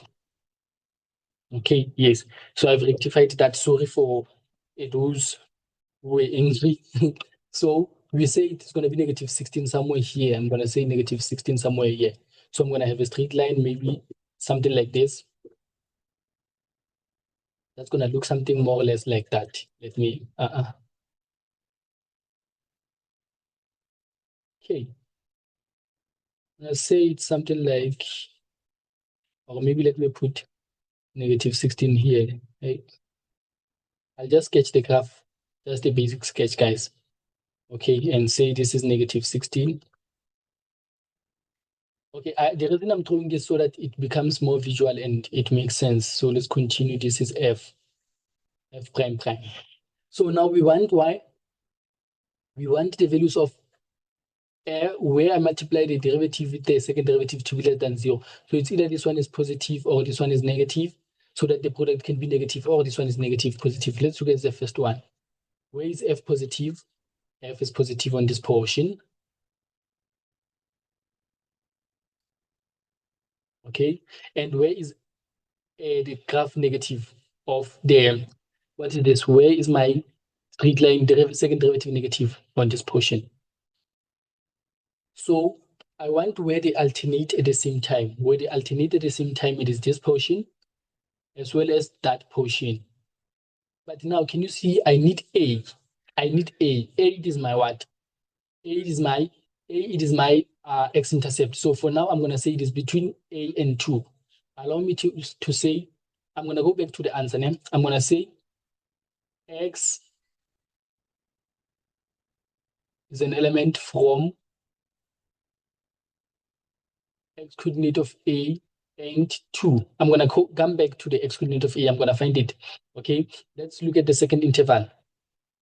Where is it negative and positive? So we want now where f is now negative. F now negative. And now where the graph of second derivative is now positive. So it's going to be from, can you see at the same time, they alternate at the same time from which portion? From here, okay, to here. So it's going to be between 8 divided by 3. The x coordinate here is x 8 divided by 3, the point of inflection again. 8 divided by 3 as well as x of c. So another solution, that is x is an element from 8 divided by 3 to x coordinate of c. Now let's find x coordinate of c and x. These are the what? Are the x-intercept. For the x-intercept, I let y equal to 0. So I already know the first factor is x minus 2. The second one is going to be, when I have x, again I have f of x to be equal to x cubed minus 8x squared plus 5x plus 14. Then I'm going to have x squared minus 7 and then negative 2x squared plus what should give me negative 8x squared. This should be minus 6x. Okay, and then should be equal to 0. And then x minus 2, x minus 6, x minus 7, x plus 1 is equal to 0. And then I have x is equal to 2, which we already know. X is equal to 7, and x is equal to negative 1. So x of 8 is negative 1. this is -1, this is 7. Then I can now complete my statement and say x of A and x of C. This is B. Okay, so I can say now it is between -1 and 2 and this one and 7. Someone might write it like this. X is going to be between -1 and 2. X is going to be between 8 divided by 3 as well as 7. Interesting question. For which values of t will this graph intersect f at 3 distinct points? So now, for something to intersect at 3 distinct points, by the way, guys, you need, okay, it should be here, between the turning points, because check, at the turning point, it is twice. Okay, let me redraw that. At the turning point, it is 2 times. Here at the turning point as well as there. Also at this turning point, it's going to be 2 times. Here as well as here. But now I want it to intersect 3 times. So it's going to be, okay, it needs to be between the turning points. So now, let's now try to find a, okay, I removed some important information here. Let us now try to see. Okay, first thing first I'm going to say, okay, let me now equate h of x to f of x first. Then I'm going to let this one to be equal to h of x, by the way. And then I'm going to say this is the same as -11x plus t. It is equal to x cubed. Guys, just remember this part, that for these to have 3 distinct points, it should be the value of whatever t should be between the y coordinate of the turning point. Okay, y coordinate of the turning point. So it's going to be minus 8x squared plus 5x plus 14. And now let's do algebra. So it's going to be 0 is equal to x cubed minus 8x squared plus 16x plus what? Plus 14 plus t. Now let's let this to be equal to, g of x, another function g of x. Okay, so if this is my function g of x, let's say I now have my function g of x, it is equal to x cubed minus 8x squared plus 16x plus 14 plus t. For this value of t to have 3 distinct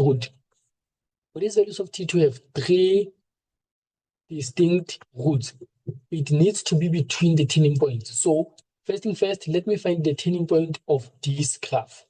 Okay, and say the value of t should be between those 2 turning points. Now, how can I find the turning point?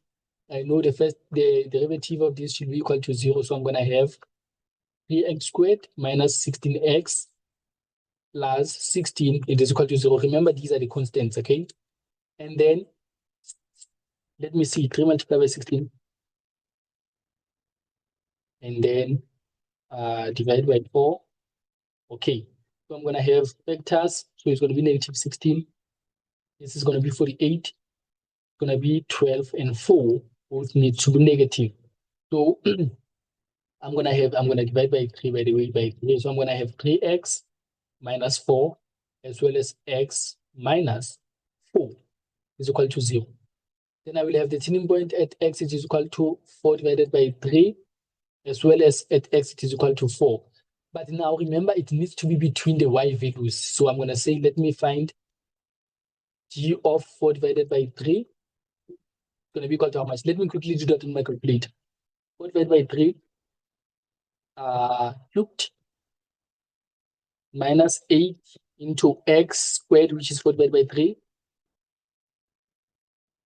squared plus 16 into 4 divided by 3 divided by 3, and then I don't know the value of t. Oh, it's fine. I'll just continue with that value, and then I'll just add plus t. So it needs to be between 634 divided by 27 plus t, okay, and what? Let me just quickly confirm something. Let me just confirm that.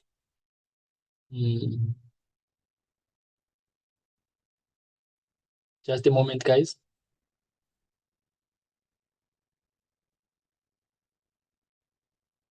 Okay, now I see. Oh, my calculator.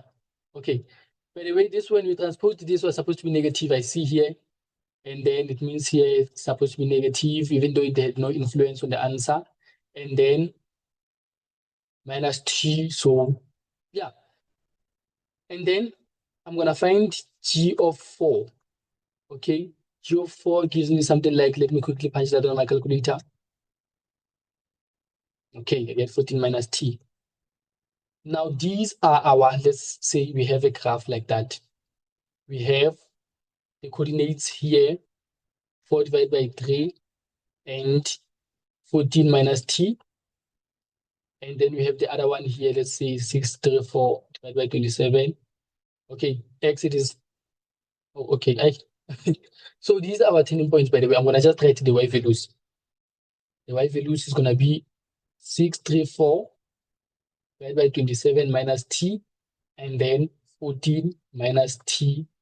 Okay, now I said the graph should be between those two values again. So where can now that happen? So can you see, we can now say, okay, it means now t, it should be a value between these two values, basically. T, it should be a value between those 16, blah, blah, blah. Okay, so it means t should be lie between these values that are here, if I may put it like that. Okay, t should be in that interval. And okay, let me see if there's a way that I can make you understand it. If now this gonna have 3 roots only and only if these two, okay, when these two have different signs, okay, if this one is positive and this one is negative on the other side, okay, so when we have that, so this one will have 3 roots. So I can say for that, for us to have 3 roots, 634 divided by 27 minus t. When I multiply with this y value, they should have opposite signs, by the way. This is what I'm trying to say. They should have what? Opposite signs. So how can they have opposite signs? Less than 0. So I can say, okay, let's solve this in an inequality way. By the way, I know t should be already between those two. So the critical values that I have, it is, let's see which one is bigger, 634 or 14. Let me see something. 14. Okay. 634 divided, this is, okay. So it's going to be 23. Let me put it here. 634 divided by 27 and 14 here. And then the gradient is going to be negative, by the way. Or positive, negative by negative. So it's going to give me something like this. So where is it less than 0 on this portion? So it tells me that t should be between 14 and 634 divided by 27. So this is how the value of t should be. It should be, or should be. Yes, it should be, basically. Okay, it was an interesting one. It was an interesting one. Okay, yeah. Right. Let's look at question 10, optimization. It says a rectangular metal sheet has a dimension of x and h units, where x is greater than h, and parameter 50 units.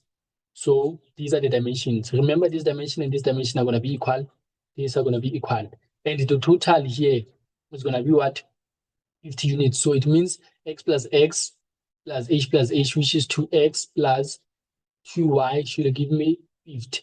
And then I can simplify that x plus y should give me 25. And then I can say x is equal to 25 minus y. Okay? And what am I given again?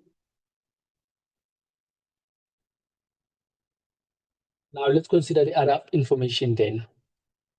The metal sheet is rolled into a cylinder with two open ends, bottom and top, okay? And height h units. So this is folded now to form our cylindric shape. Now I want you to take note of something. This h sheet is this h here.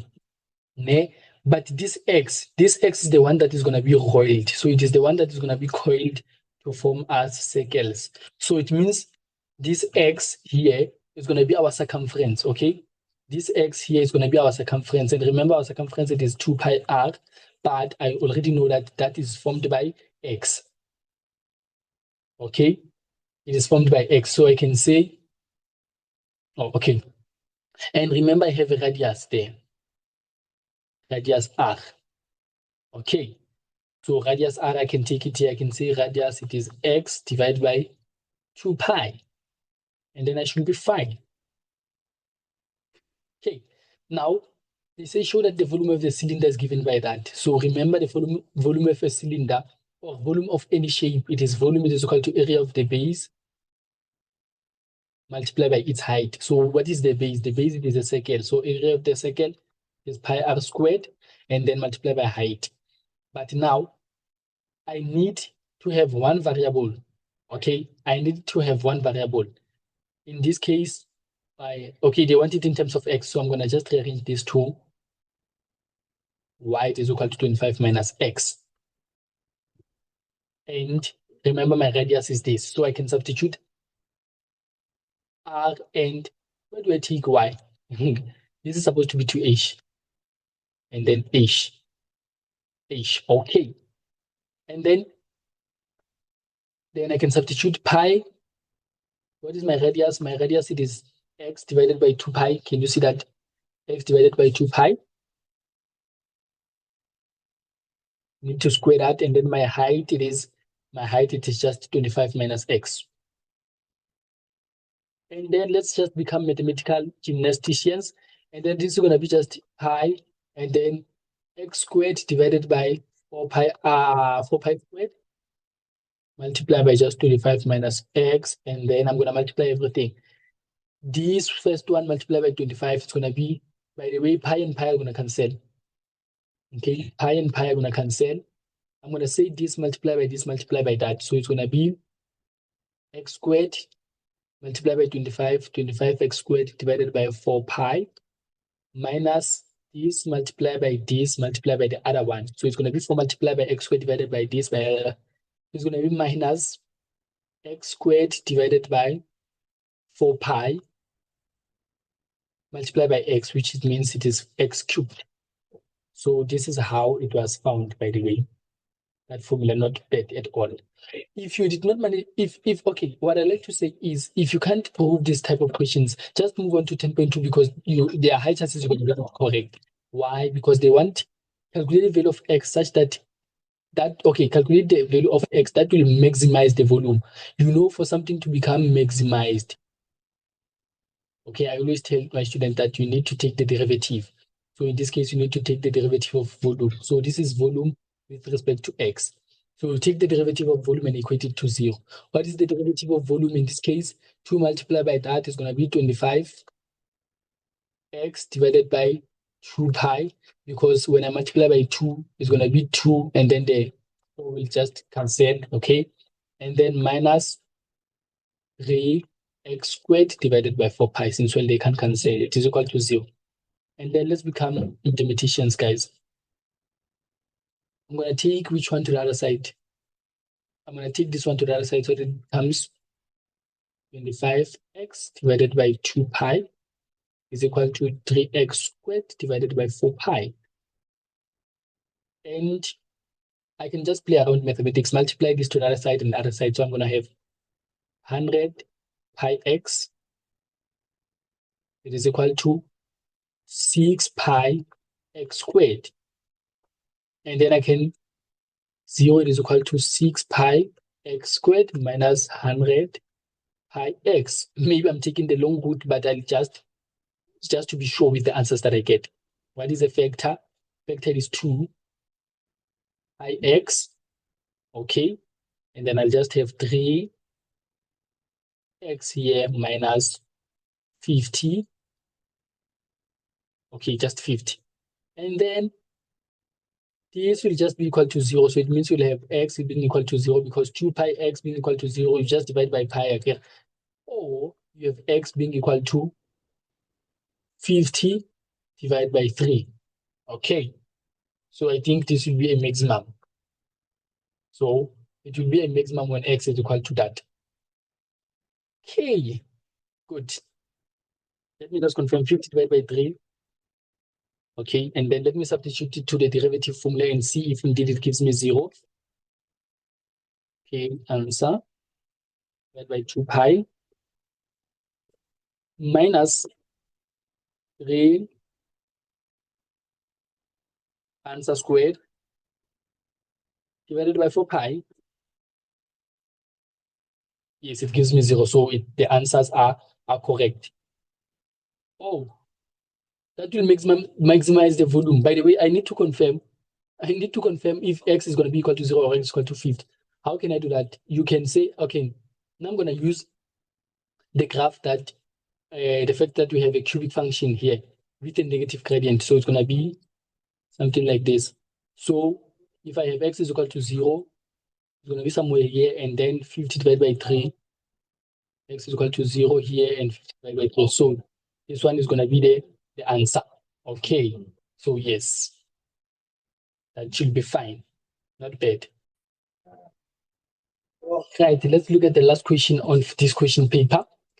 It says a survey was conducted among female and male learners at school about which type of cold drink they prefer. The data from the survey is represented below. This is what we refer to as the contingency table.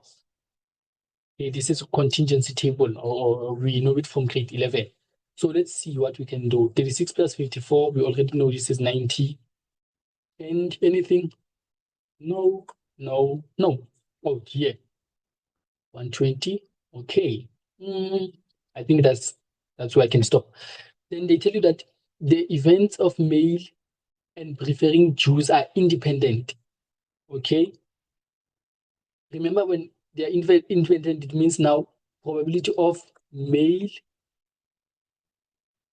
having male and liking Jews.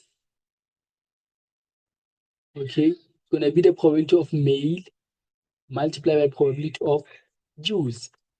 Then they are equal. If they are independent, they are equal. In this case, you are not trying to prove. So let's see.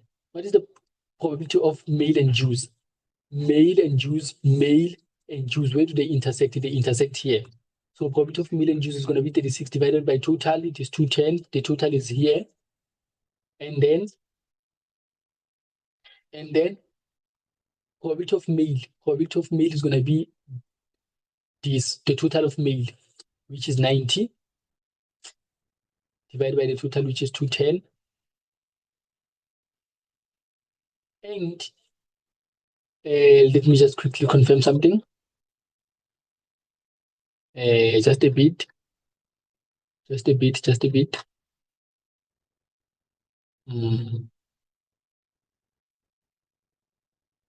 Okay, we are still moving on track.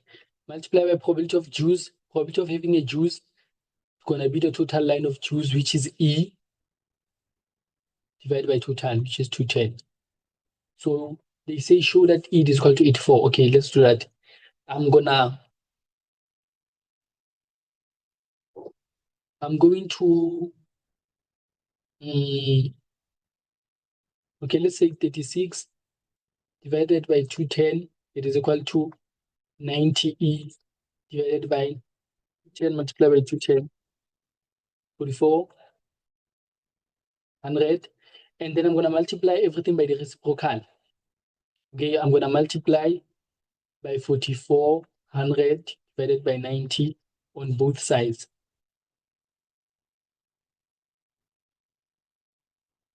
When I do that, I get that. Let me just take this a little bit down here. Oh, sorry. When I do that, I get that on this other side, it's going to just E. It is equal to, let's just quickly confirm on our calculators. Okay, 44 divided by 90 multiplied by 36 divided by 210. In actual fact, it is 84. Okay, cool. Now we have this as 84.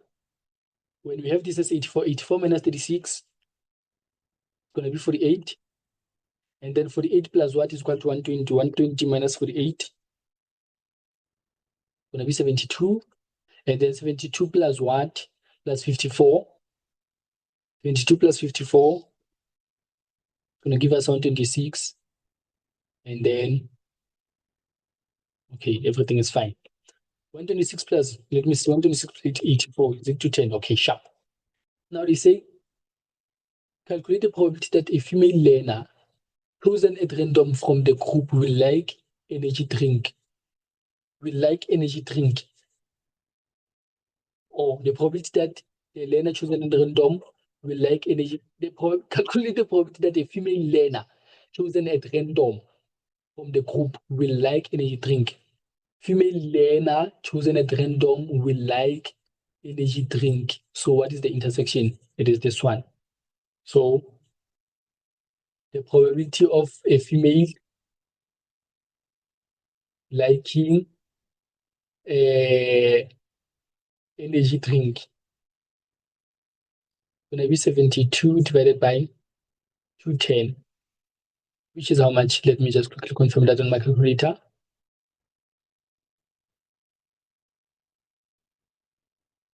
We get 72 divided by 210.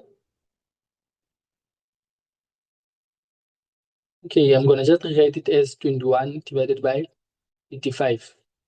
Okay, by the way, the reason it is 3 marks, it's because you had to find the value of A and B and all of that, okay? Yes. So you needed to find the value of A and B. But apart from that, this is the answer. Now let's move to interesting things. Hey, tree diagram. It says at kiosk, 120 people buy either a cup of coffee or a bottle of water. The chance of rain on any given day is 75%. The chance of a person buying a cup of coffee on a rainy day, it is 3 times. Okay. The chance of a person buying a cup of coffee on a rainy day is 3 times the chance of a person buying coffee on a non-rainy day. Okay, so let's just do this before we go anywhere. Let's just do this. So it's either, first thing first, it's either it is raining, okay? Because you need to know which one depends on which one. Because you cannot say when you buy a bottle of water, it's gonna rain or no rain. When you buy coffee, it's gonna the weather, you buying a coffee or a bottle of water depends on the weather. So we're gonna start with what we depend on. We depend on weather, okay? Whether if it is rainy, okay, or no rain. You refer to non-rain. Okay. So they tell us that the chance of rain on that particular day is 75%, which is 0.75. Okay. And then this means you're going to be 0.25 because the probability is 100% or just 1 in terms of decimal. Okay. And then when it is rainy, it's either that particular person is going to buy coffee or bottle of water. Okay. Or non-rain, it's either you're gonna buy, people are not the same, okay? So it's either this one you're gonna buy coffee or a bottle of water also. But now they tell us that the chance of a person buying, okay, let us read that again. The chance of a person buying a cup of coffee on a rainy day, it is 3 times. On a rainy day, it is 3 times the chance of a person buying a coffee on a non-rainy day. So if this one on a rainy day, it is 3 times that when it is not raining of buying a coffee. I give 3x and x. Okay, and then they tell you that the probability of a person buying coffee on any given day, whether it is raining or non-raining, okay, So it's 7 divided by 2. Then let's now do the probabilities that you might have. So it's either it is rainy and you have a coffee. Okay. This is 0.75 multiplied by 3x. And then it's either, okay, I'm going to concentrate on only coffees because I'm giving the probability of coffee, okay? So whether it is non-rainy and whenever you're drinking coffee, it's going to be 0.25. Can you see where I take them? I say this multiplied by that. Similarly, it's going to be this multiplied by this. So it's going to be 0.25 multiplied by x. So these are my probabilities, outcomes, okay? My possible outcomes. Well, if you were interested in this one, you're just going to say 1 minus 3x, né? This one, 1 minus x, in case you're interested in it. This is how we would have done it. So now, they say, calculate the number of cups of coffee that will be sold on a non-rainy day. On a non-rainy day. Basically, number of cups of coffee will refer to people. Remember, I mean, they're basically saying how many people will buy a cup of coffee on a rainy day. So now let's first find the x because it's going to be important. Remember, we are given that the probability of person buying coffee on any given day, it is 7 divided by 3. 7 divided by 12. Probability of buying coffee on any given day. Probability of you buying coffee, it's going to be probability of buying coffee when it is raining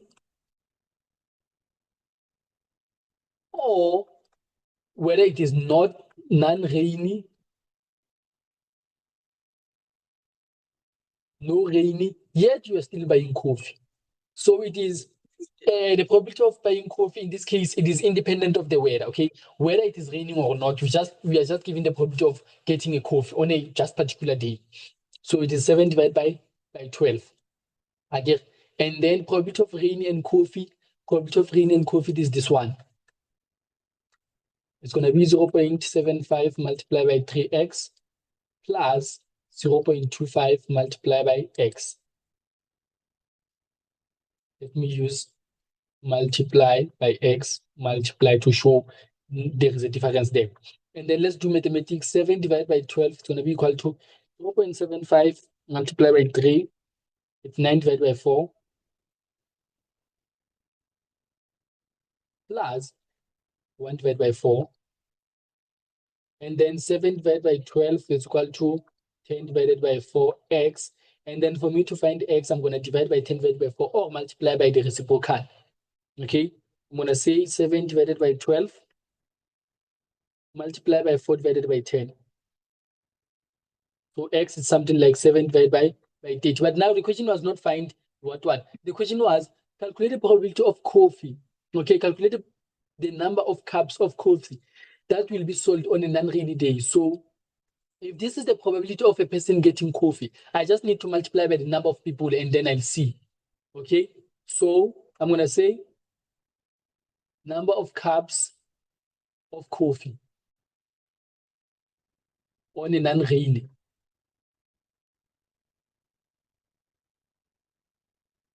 It's going to be equal to the probability of getting a coffee on a non-rainy, it is 7 divided by 8. Multiply by the number of people that we have, it is 120. The number of people that we have, it is 120. Then 7 divided by 3 multiplied by 120. This is going to be 4, and then this is 28.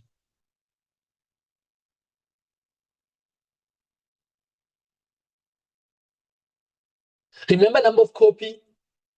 Sorry, not number cup of coffee. Remember cups of coffees should match what the number of people again. If a person buys one, then it means it's 1 cup of coffee, blah, blah, blah. So yes, it was like that, guys. It was like that. Okay. Interesting. 11.3 says, 8 runners compete in a race where there are no tied finishes. Bongi and Andrew are 2 of the competitors, okay?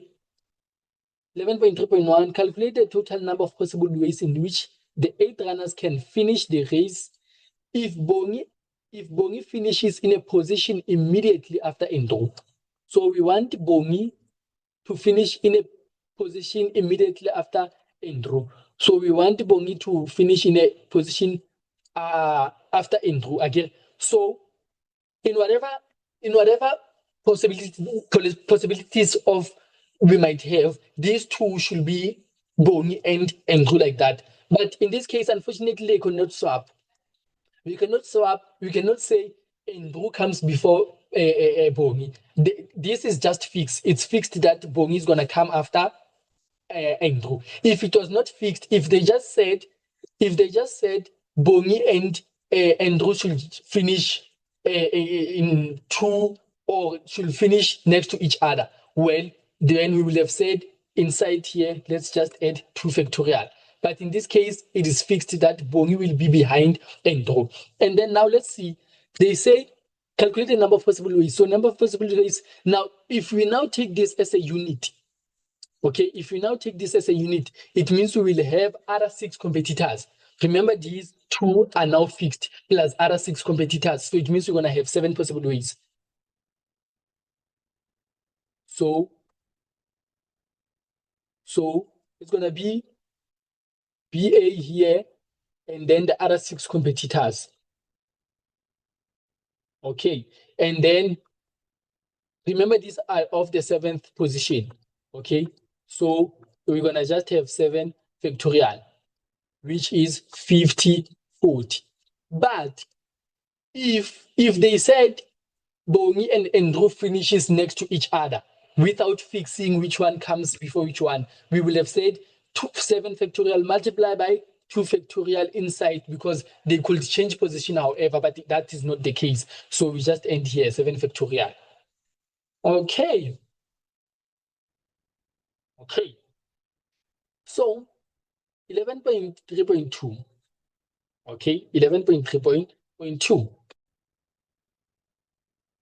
Okay, calculate the probability. Okay, already read that. Calculate probability that 2 or more runners will finish the race after. Okay, instead of going the other way, I'm gonna just take this manually. Let's find the possible ways in which they can we can have 2 people running after. Let's fix Andrew here and then say Bongi here. 1, 2, 3, 4, 5, 6, 7. 1, 2, 3, 4, 5, 6, 7, 8. 1, 2, 3, 4, 5, 6, 7, 8. Okay. Now, it's either we have 2 runners here. Okay. Let's say runner 1 and 2, and then 3, 4, 5, 6. But they can also change position such that we have in the position we can have runner 1 here and Andrew, and then we have runner 2 and 3, and then we have Bongi, and then the others 4, 5, 6. Or we can have, I'm going to take this manually, by the way. I'm just starting with 2, okay, and see the possible ways in which it can happen. So it's going to be 1, okay, or it can be 1, 2, and then Andrew, and then 3, 4, Bongi, 5, 6. I want to see a pattern. Or it can be 1, 2, 3, Andrew, 4, 5, Bongi, 6. Or here, or the last part can be 1, 2, 3, 4, and then Andrew, 5, 6, Bongi. So when we have 2 runners finishing, it's going to be this part again. It's going to be 1 times 2 times 3 times 4 times 5 times 6. Well, can you see that we have how many ways? So we have 1, 2, 3, 4 ways. So we're going to say it is 6 factorial ways multiplied by 4 possible ways, I think. Okay, 6 factorial ways multiplied by 4 possible ways, because it's either 1, 2, 3, 4. But why am I saying 6 factorial? Because it's not necessarily factorial. They are not following each other. Oh, okay. I forgot the first one. We did the first one, so it's 5. So the first one here, okay, so it's 5. So it's going to be 6 multiplied by 5 ways, which is 30 in this case, okay? Now, for them to have 3 runners, it's going to be, there are 6 ways again. There are 6 ways again. But now, okay, there are 6 arranged. Okay, there are 6. Okay, 1, 2, 3, 4, 5, 6. But now, the question is, now that we put Bongi here, and they have 3 here, it's going to be how many ways? So, I think it's going to be A, 1, 2, 3, and then Bongi 4, 5, 6. Still 6. And then I can change this 1 to come here and change this to come here so that it becomes 2. And then this can come here again, and this can jump here. 3, and then come here. I think this is 4. 4. I think as you increase the number of people between, this number reduces 2, and this is it will be 24, and then 6 multiplied by, let's see if we have 4 people. If I have 4 people, I can say this is now Bongi, and then 3, 4. Okay, and then I'll have, if this comes here and this comes here, it's gonna be 2, and then this comes here, and that comes the last position. It's gonna be 3. So yeah, I think the pattern is more or less like this. 18. And then let's see if it can happen that we have 5 people. Yes, 5 people are possible. 5 people are possible. 5 people are possible. So it's going to be 6 times 2 as I see the pattern. And then for this one to be the last one, 6. Okay, for Bongi to be the last one, I can have 6 times 1. Okay. No, I see here what's happening. 12 and then 6. So I can add the totals. So I can say this is 30 times 24 times 18 times 12 times 30 times 6.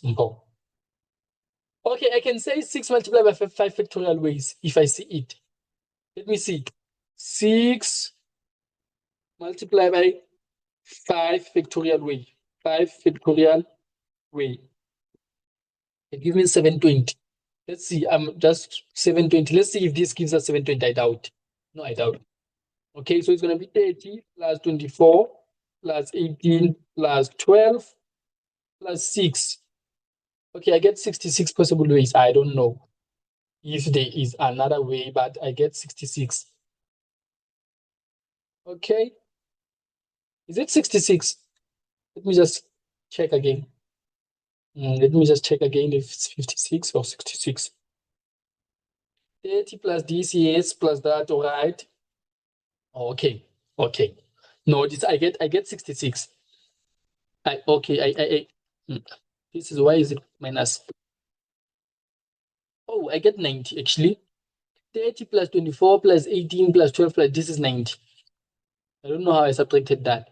This is 90. So I have 90 possible ways if I look at it like that. I'm not sure, but I think, yeah. Well, I think 90. And then let's see. Out of possible arrangement, now we want the probability. Probability of having 2 or more. It's going to be 90 divided by factorial. How many possible ways can they run 50-40?